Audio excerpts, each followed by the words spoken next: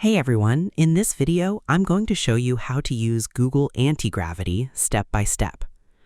So if you are new to Google Antigravity, do not worry. I'm going to keep this very simple. You do not need to understand everything at once. Just follow the steps slowly, and by the end of this video, you should know how to install it, open it, create your first project, and ask the AI helper to help you build or fix something. Step 1. Download Google Antigravity. The first thing you want to do is open your browser and search for Google Antigravity. Once you are on the official Google Antigravity page, look for the Download button. You should see options for your computer like Windows, Mac, or Linux. Choose the one that matches your computer. For example, if you are using a Windows computer, download the Windows version. If you are using a Mac, download the Mac version. After the download is done, open the file and follow the setup steps on your screen. Most of the time, you only need to click Next, Continue, or Install. Step 2. Open Google Antigravity and sign in. When it opens for the first time, it may ask you to sign in with your Google account. Use your personal Gmail account and follow the sign-in steps. After signing in, you may see a few setup screens. Just read them slowly and click Next when you are ready. You may also be asked to choose how the app looks, like light mode or dark mode. Pick the one you like.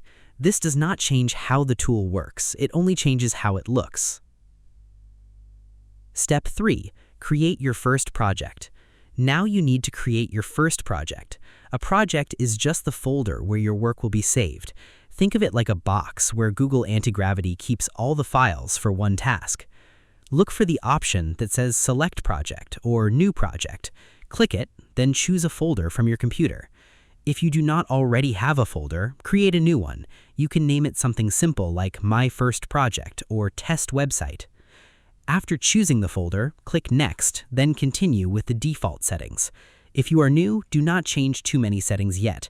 The default option is usually the best place to start. Step 4. Start a new chat. Once your project is ready, you should see a chat area. This is where you tell Google Antigravity what you want it to do. You can type normal words, just like you are asking a person for help. For example, you can say, create a simple landing page for a coffee shop, or make a simple to-do list app, or help me fix this page. Try to be clear. Tell it what you want, what style you want, and what the final result should look like. A better request would be create a simple one-page website for a small bakery. Add a hero section, menu section, about section, and contact section. Keep the design clean and easy to read. If you are still learning, do not rush. Start with small tasks first, like making a simple page, fixing text, or changing the design. After you understand how it works, then you can try bigger tasks. And that's how to use Google Antigravity as a beginner. First, download and install it, then sign in, create a project, start a chat, ask for what you want, review the plan, check the result, and keep improving it step by step. The main thing is to keep your requests clear and simple. Tell it what you want, check what it made, and ask for changes until the result looks right. I hope this helped you out, and I see you in the next one.